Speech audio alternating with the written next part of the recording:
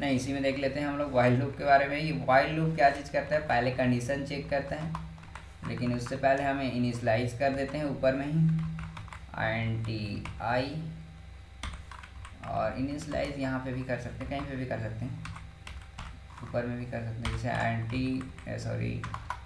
i equal to यहाँ ने 0 हमने असाइन कर दिया, तो i की वैल्यू हमारे पास 0 आ गया।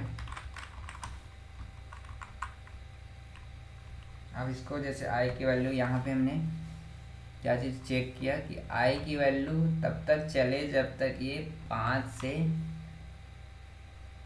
बड़ा ना हो जाए, सॉरी छोटा कर देते हैं, 5 से छोटा है तो चलेगा, ठीक है। ऐसे प्रकार से हमारा जो वाइल लूप के अंदर आ जाएगा। यहाँ पे हम लोग प्रिंट कर देते हैं, सेम चीज़ ही करते हैं, 0 से 5 तक का, 0 से 4 तक प्रिंट करेंगे क्योंकि 5 से कम है, ठीक है।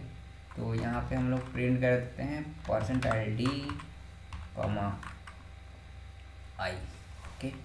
तो इसको हम रन करते हैं। ओ गड़बड़ कर दिया हमने, इंक्रीमेंट डिक्रीमेंट तो लगाया नहीं, तो इस प्रकार का एरर आ सकता है।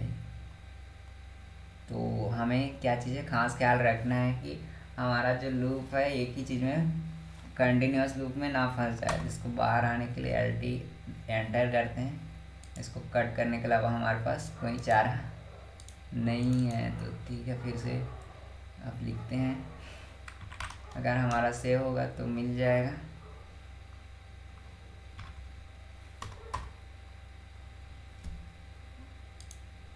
क्या हमारा प्रोग्राम सेव है? हमने फॉर लूप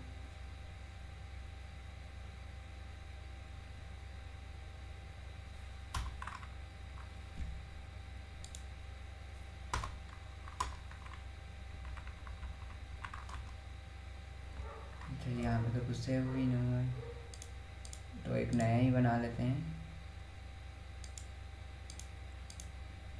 यहाँ पे हम लोग इसको वाइल लूप के नाम से बनाएंगे। तो इसको सबसे पहले सेव कर लेते हैं। तो कभी भी प्रोग्राम लिखने के बाद उसको तुरंत सेव कर लें ताकि वो हमारा गायब ना हो जाए, जैसे कि हमसे अभी हो गया। तो जैसे while.c करके हमने एक बना लिया, तो रन करने से पहले उसको सेव कर लेना ज़रूरी है ताकि हमारा जो कोड लिखे हैं वो लॉस ना हो जाए ऐसा कंटिन्यूस लूप की वजह से। तो हमने अगली बार से ये गलती नहीं करना है, मैं बताना भूल गया था और मैंने भी ये गलती कर दी, फिर से लिख लें बस।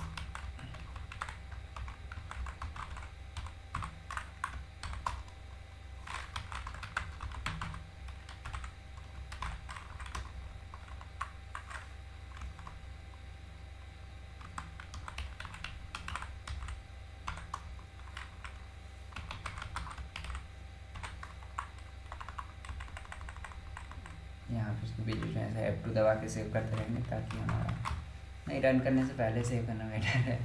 तो आई की यहाँ पे हमने आई ले लिया था।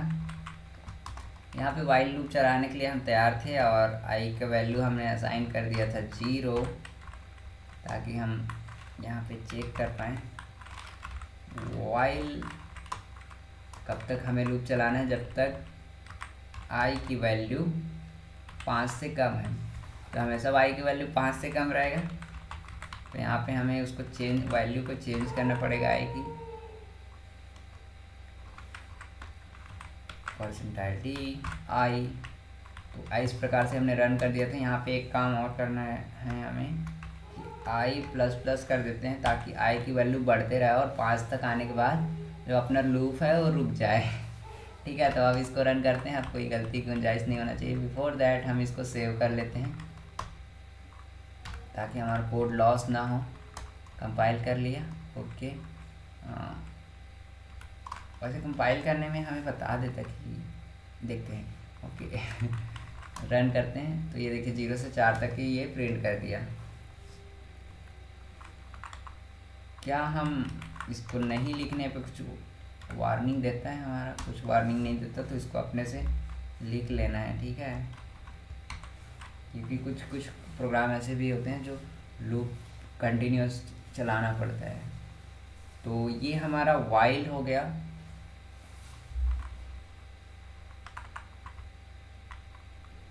अब इसी को डू वाइल के रूप में भी देख लेते हैं कि डू वाइल कैसे कर सकते हैं। तो डू वाइल लूप के लिए हम लोग क्या चीज़ करते हैं, पहले डू लिख के जो चीज़ें हैं उसको स्टार्ट कर देते हैं। जैसे यहाँ पे आई की वैल्यू 0 लेके हमने इनिशलाइज कर दिया, अब यहाँ पे डू लिख दिए और यहाँ से हमारा जो पहला काम है वो चीज़ यहाँ पे हो गई, मतलब जो भी डू के अंदर सबसे पहले आएगा कंपाइलर सारा काम करेगा जो डू के अंदर है। फिर वाइल यहाँ पे हम लोग चेक करेंगे, लेकिन यहाँ पे देखिए यहाँ पे लास्ट में हमें इसको टर्मिनेट करने नहीं भूलना है, ठीक है, क्योंकि वाइल को लास्ट में लिख रहे हैं तो यहाँ फंक्शन के बाद टर्मिनेशन करना पड़ेगा, वरना सामने लिखते रहते तो कर्ली ब्रेस से ओपन हो कर्ली ब्रेस में ख़त्म हो जाता है, लेकिन यहाँ पे वाइल लास्ट में है तो यहाँ पे ये लिखना पड़ेगा। यहाँ पे हम इसका कंडीशन जो सेम चीज़ लिखे थे वही चीज़ लिख देते हैं, आई की वैल्यू 5 से कम हो। तो इसमें क्या चीज़ है, पहले डू के अंदर आएगा सारा चीज़ काम करेगा, उसके बाद यहाँ पे चेक करेगा और 5 से छोटा है कि नहीं देखेगा, फिर वापस ऊपर चला जाएगा डू के पास, फिर प्रिंट करेगा, फिर यहाँ पे इंक्रीमेंट करेगा और 5 की वैल्यू चेक करके इस प्रकार से कब तक चेक करेगा, जब तक कि आई की वैल्यू 5 से कम है। अब इसको कंपाइल कर लेते हैं, ओके कोई दिक्कत नहीं है, इसको रन करते हैं। फिर देखिए सेम चीज़ प्रिंट कर दिया 0 1 2 3 4, क्योंकि 5 से कम है। तो इस प्रकार से हम डू वाइल को यूज़ कर सकते हैं।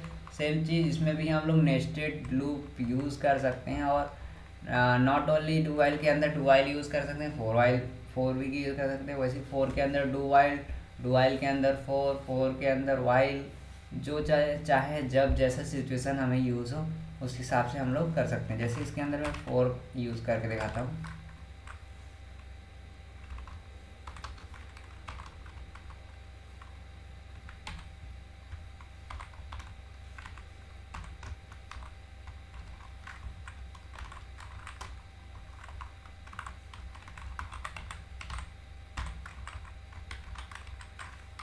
यहाँ पे सिंपली हाई प्रिंट कर देता हूँ, रन करके देखता हूँ।